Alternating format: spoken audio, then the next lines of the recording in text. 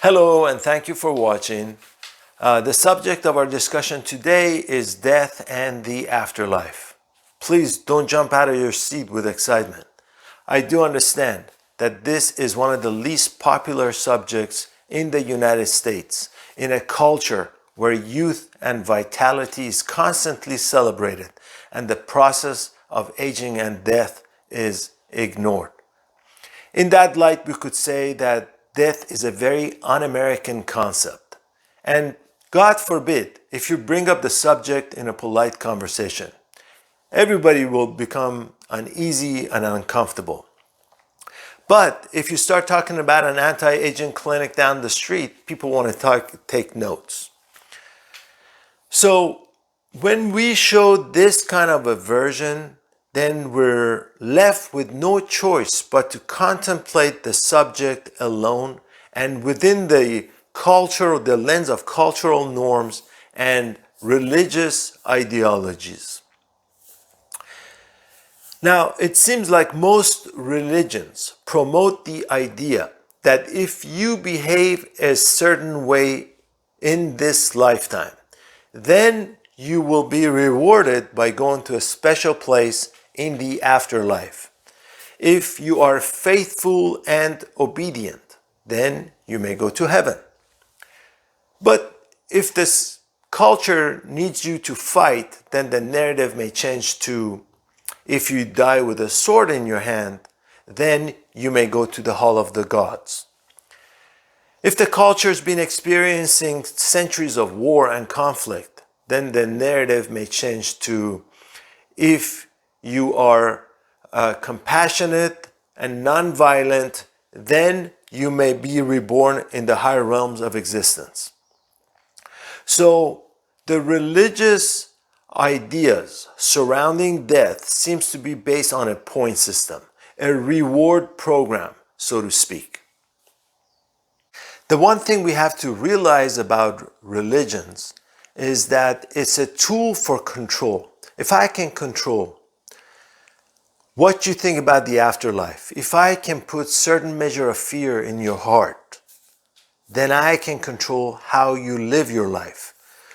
Religion's primary purpose is to keep our society safe and civil and minimize crime.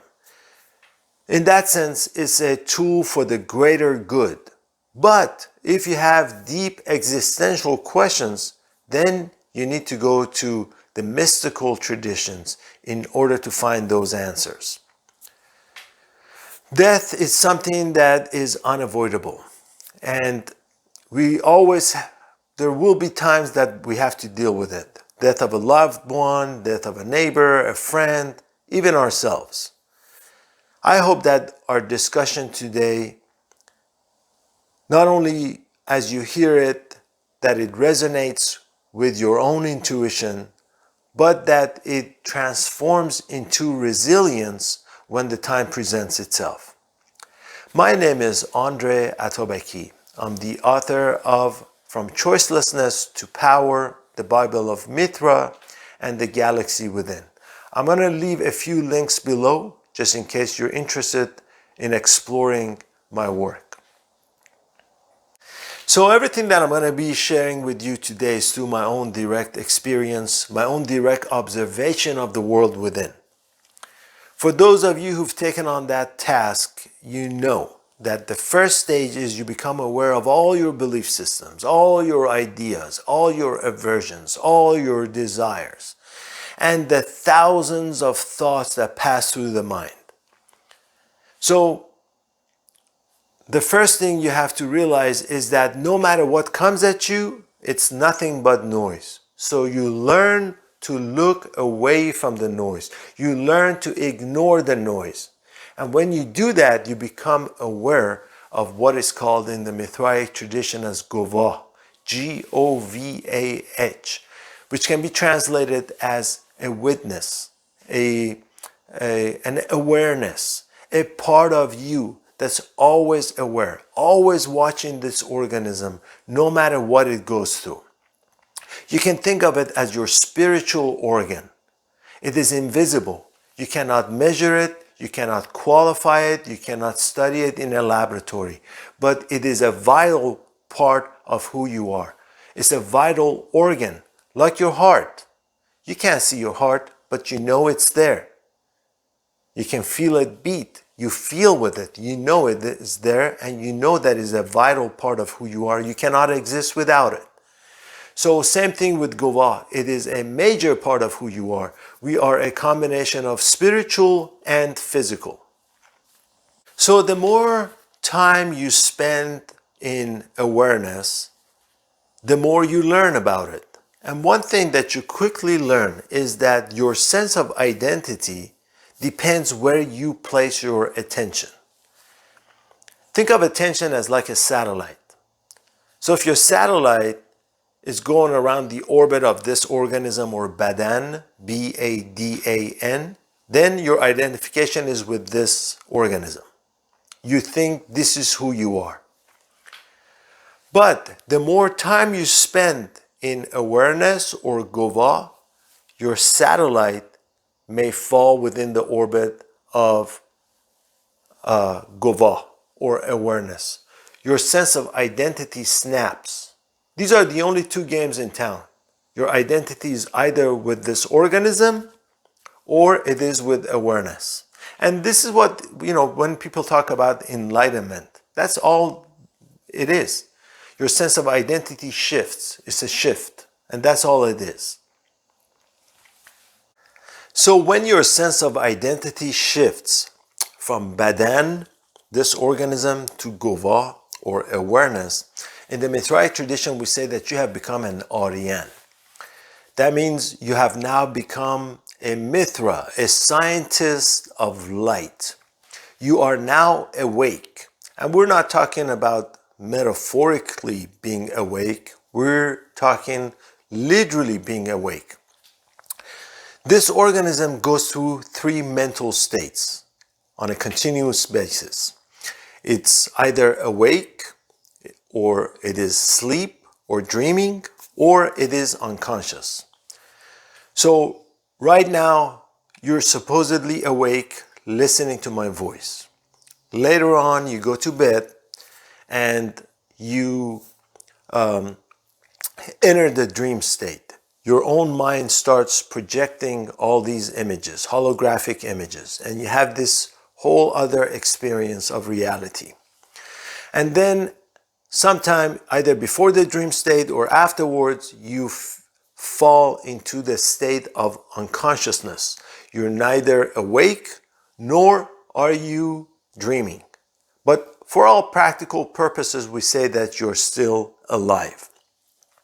So while this organism goes through its three mental states, awareness is in the background observing, watching, learning, and taking notes. And what you realize is that it is awareness that holds these three mental states together. Think of it like the sun. The sun has an atmosphere. I think it's called heliosphere. And scientists say that it is a field of plasma, very hot plasma, and it holds the entire solar system together, right? So the sun is traveling at hundreds of thousands of miles per day through the galaxy, but our distance to the sun never changes, right? Because the sun holds everything together. So awareness holds all the three mental states together, just like the sun holds together the solar system. So another vital function of awareness is distribution of life force, prana or chi, through this organism. The easiest way to think of prana or consciousness, which sometimes are used synonymously, is think of it as electricity. If your refrigerator is unplugged from the electrical grid, it simply stops working. But as soon as you plug it back in, all its features come to life. Refrigerator works, freezer works, water filtration system, the ice maker, everything comes back to life. So When life force or consciousness or prana is distributed to this organism, it allows this organism to interact with the world. It allows it to perceive the world through its senses, and it allows this organism to affect the world through its organs of actions. So the life force is created by the sun. Think of the sun as a Hoover Dam.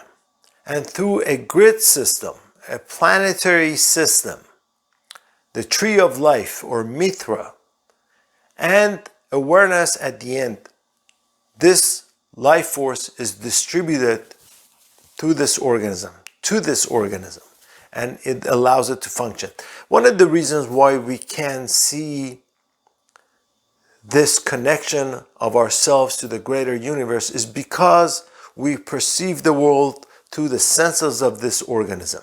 And when we think of like our planetary system, we think of, being thousands of miles away from other planets, from the sun. But think of this whole solar system as a bowl of soup. Everything is connected. And we are directly connected to the sun. We're not descendants of a monkey, or this organism is not a descendant of a monkey. We are descendants of the sun. We are the children of the sun. Every fiber of this organism comes from the sun.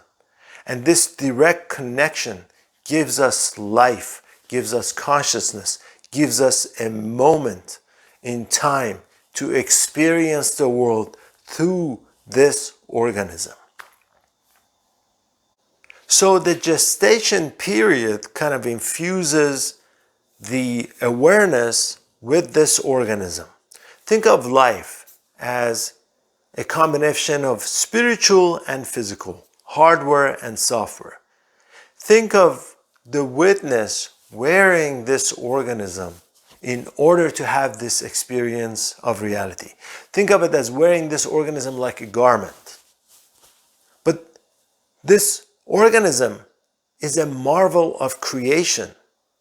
It's not just an armored suit that we wear. It is intelligent, it is living, breathing, it has senses, it feels, it has emotions, it has intelligence, and it has a power of memory. And most importantly, this organism has a destiny of its own. So death is nothing but a separation of this organism from the witness. And what will immediately follow is an immense sense of freedom. Because most of us have no idea how much pressure this organism is experiencing at every moment. Just from a physical perspective alone, there's no longer the pull of gravity.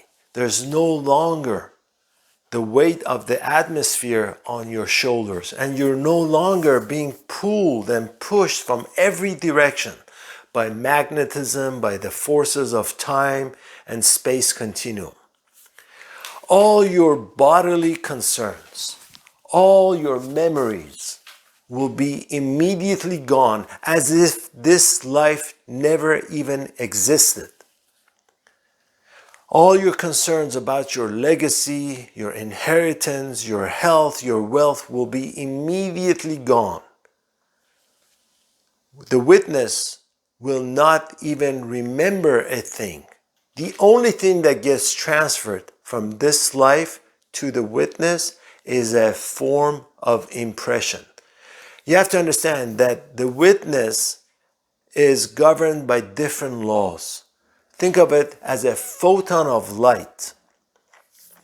A photon of light is created at the core of the sun, and it takes it hundreds of thousands of years to make it to the surface, to go through each layer of the sun.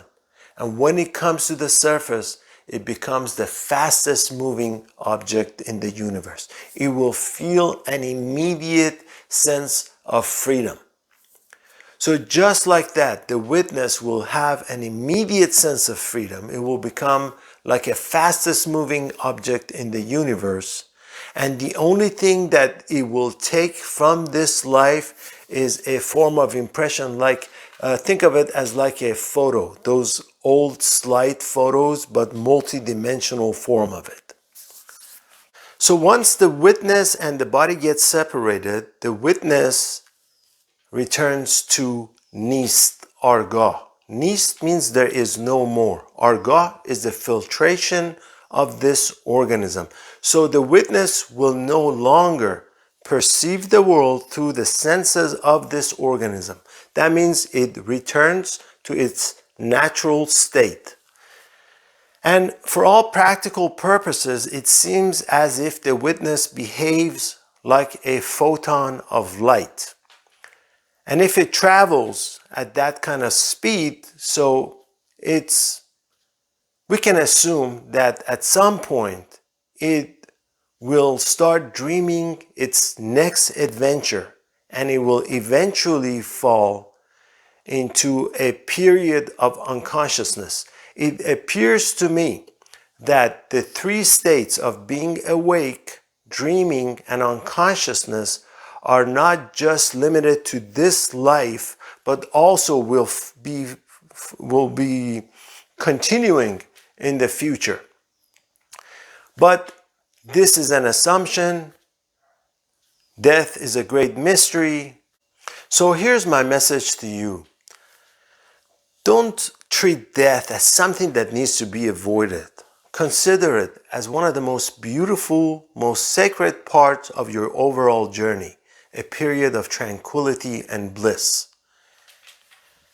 Life has many facets, and this earthly life is nothing but one. When the sun goes down, does it not rise again? When you bury a seed in the ground, in the dirt, does it not rise again? Our entire human experience, human lifespan, is nothing but a dot in the field of eternity. After all your material possessions, all your hopes and dreams, all your accomplishments, all your failures, your disappointments, your regrets, all your memories, everything that you cherish today will be gone and forgotten and buried with this physical body. Your disassociation with all of it will be absolute, as if it did not even exist. And this is not a choice, this is the law of nature. Life is a gift, it is a privilege, and it will pass by like a shooting star. So be happy. Take what you need in order to survive. Live a simple life. And no more. Don't be greedy. Always look at the big picture. Be compassionate. Be kind. And respect life in all of its forms. And that's all I have to say for today. I appreciate your time. Have a great day.